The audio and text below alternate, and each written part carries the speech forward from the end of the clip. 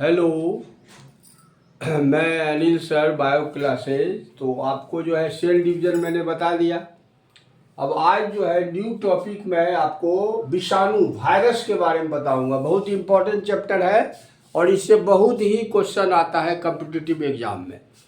Virus जो है यह इसको सबसे पहले एक रशियन साइंटिस्ट थे रूस के, वो जो है इवानिस्की ने 1892 में इसको जो है तंबाकू के पत्ते पर एक डिजीज था, मोजाइक डिजीज, उसको खोजा।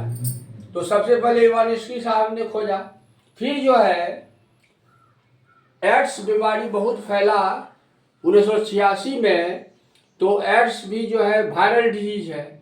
तो इसमें परीक्षा में आपको आता है एड्स का फुल फॉर्म लिखने के लिए। तो देखिए, ए से एक्वायर्ड, आई से इम्यूनो डिफिशियंसी, आपको आई से इम्यूनो, डी से डिफिशियंसी, एस से सिंड्रोम। तो ये इसका फुल फॉर्म एग्जाम में आता है। और इसका कॉजल ऑर्गेनिज्म HIV है, तो इसका भी फुल फॉर्म आता है, ह्यूमन इम्यूनो डिफिशियंसी वायरस।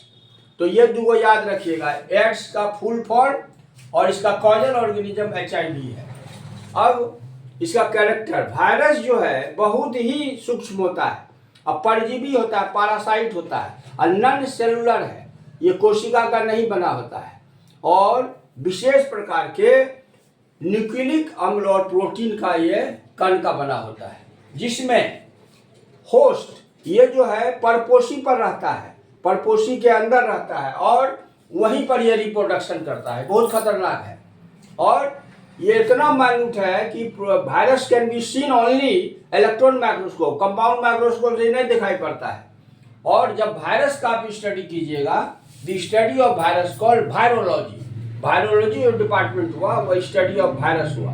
अब स्ट्रक्चर ऑफ वायरस, तो वायरस कौन सी का बना है? तो इन structure virus made up of nucleic acid and protein, ये न्यूक्लियो प्रोटीन का बना होता है। और इसका बाहरी आवरण को कैप्सिड कहते हैं, जो कि प्रोटीन इकाई का होता है, और उसको हम लोग कैप्सोमेयर कहते हैं। और पूर्ण वायरस का जो मॉलिक्यूल है उसको वीरियन कहते हैं। जो complete molecule of virus is called वीरियन। अब ये हो गया स्ट्रक्चर। अब आइए टाइप्स। 3 तरह का वायरस है, प्लांट वायरस, एनिमल वायरस, और जब बैक्टीरिया पर रहेगा तो बैक्टीरियोफाज। अब होस्ट परपोषी की प्रकृति के अनुसार से वायरस 3 प्रकार का है। प्लांट वायरस क्या है?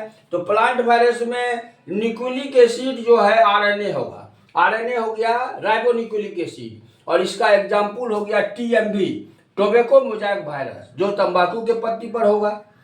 फिर आइए एनिमल वायरस, इसमें न्यूक्लिक एसिड DNA होगा और कभी कभी RNA भी रहता है, कभी कभी RNA भी देखा गया है।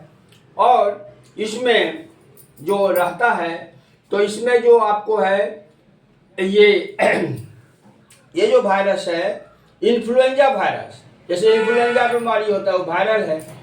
गाल फूल जाता है, मम्प्स वायरस, और कुत्ता काटता है तो रेबीज वायरस। इसीलिए जो आदमी कुत्ता को डोमेस्टिक बनाते हैं, कुत्ता के लार में बहुत ही खतरनाक वायरस होता है, इसलिए कभी कुत्ता नहीं पालना चाहिए, माने अकॉर्डिंग टू हेल्थ। और तीसरा है बैक्टीरियोफाज, तो ये जो है आपको बैक्टीरिया पर निर्भर रहता है, और इसमें न्यूक्लिक एसिड DNA है, और इसका एग्जाम्पल टीटूफाज है। टीटूफाज जो है एक तो बैक्टीरिया खतरनाक, और बैक्टीरिया पर वायरस अटैक करता है तो उसको बैक्टीरियोफाज कहते हैं। तो ये टीटूफाज उसका हो गया। अब इसका नॉन लिविंग का लक्षण क्या है, कैसे इसको लिविंग भी है, ये नॉन लिविंग भी है।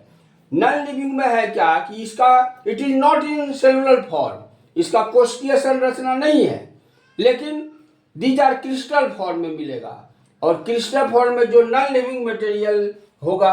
और सबसे बड़ा चीज है कि ये जो है रिप्लिकेशन करता है, द्विगुणन करता है। ये आपको जो है कोई भी बॉडी में जाने के बाद। और लिविंग का क्या हुआ? तो लिविंग में DNA का ये लिविंग है तो डीएनए का रिप्लिकेशन करता है जो हम लोग में होता है। और जैसे ही कोई जीवित माने आपको लिविंग शरीर में गया, तुरंत एक्टिवेट हो जाता है और पहुंच जाता है लिविंग सेल में, और वहाँ ये एंजाइम बनाना शुरू कर दी। इसीलिए कोरोना जो है इतना खतरनाक डिजीज था। तो ये आज इसका लिविंग नॉन लिविंग बता दिए, कल रिप्रोडक्शन और इसका ही बताएंगे। तो थैंक यू।